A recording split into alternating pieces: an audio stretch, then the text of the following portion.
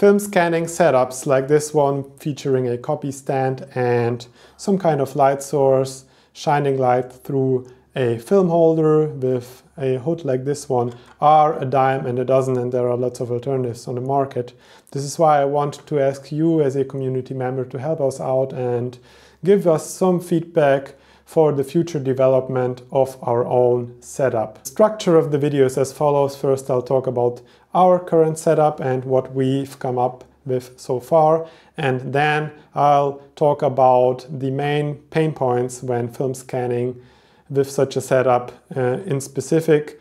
The main point being how to hold the film flat, then how fast you can do all this stuff, how you can keep your film free of scratches and dust, how to get a diffused light or what light source to get. So this is our current setup right now. I've already talked about the base and the copy stand in the previous video. If you have missed it, you can watch it.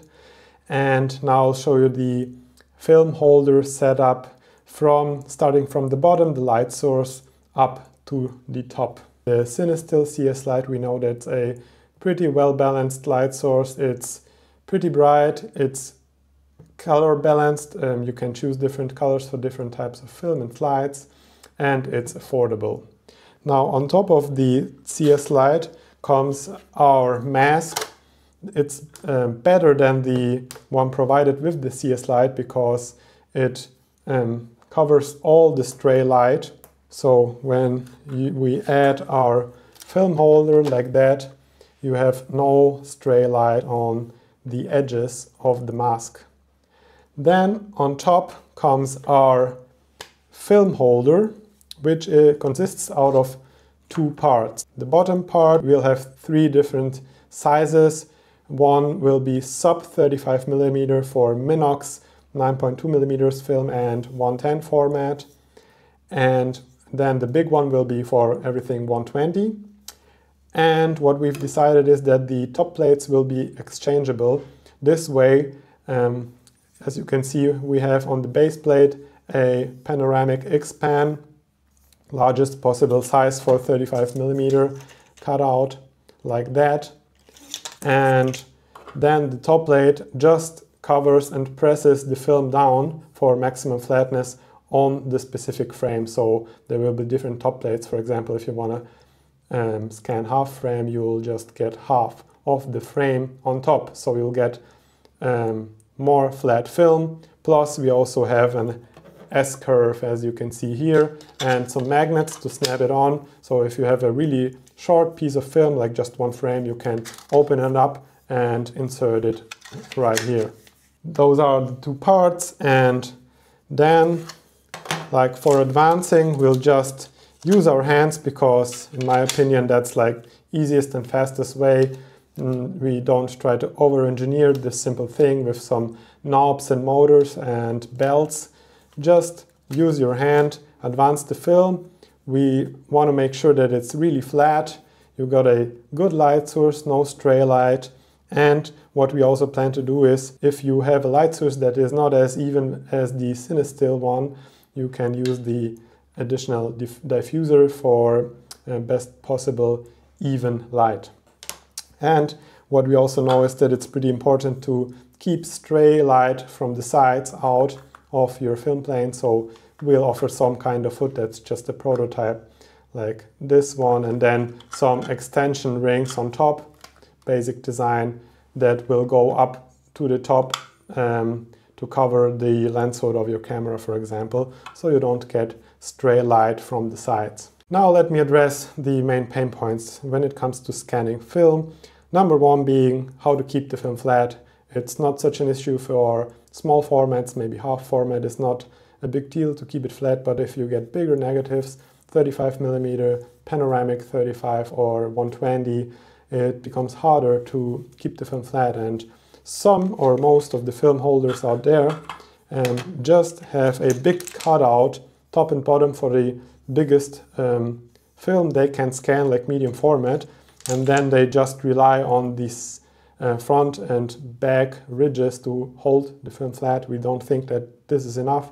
That's why we have like 3 bases, and the top always has the cutout, which the top is exchangeable as I told you, and it has the cutout in the size of the specific frame size you want to scan. This one is standard 35mm. This way the film is getting pressed from the top to the 35mm frame. We also got magnets that keep the two parts aligned, and with our tests we get pretty good results for film flatness on this setup.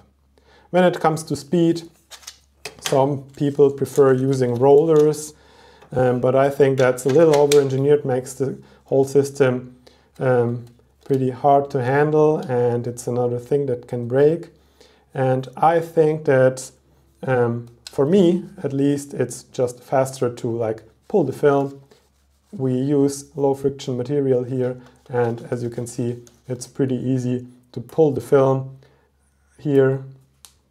Let me turn on the light source like that, and this is how I would use it normally.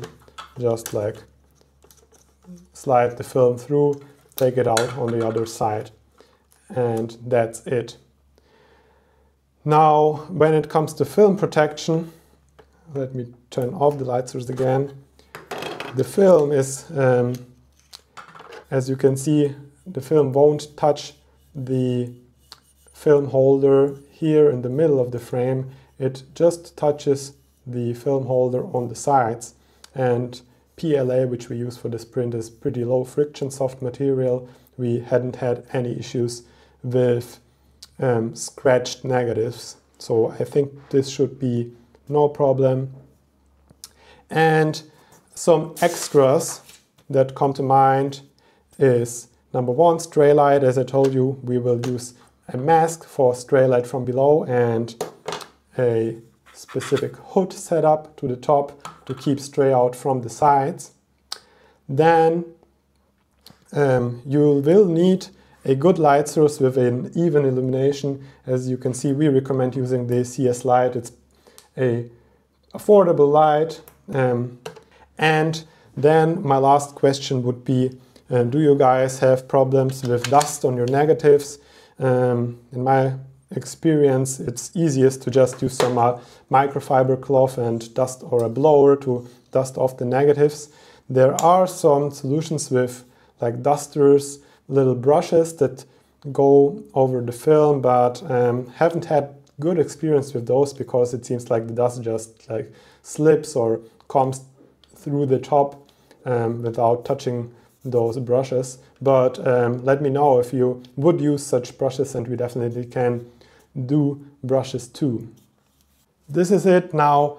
Thanks for watching, and what I want to ask you is what experience do you have with scanning DSLR or mirrorless scanning with a copy stand and a light source from the bottom? What are your main concerns? What are the pain points you encounter when using other film scanners, film holders on the market? What can we improve in our current design?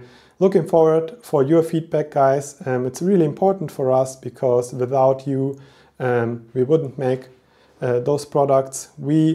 Our mission is to make all those products affordable and as high quality as we can do, so that you as an end user can just do the thing you want to do and keep on shooting. So that's it. Thanks for watching, and I'm looking forward for your comments.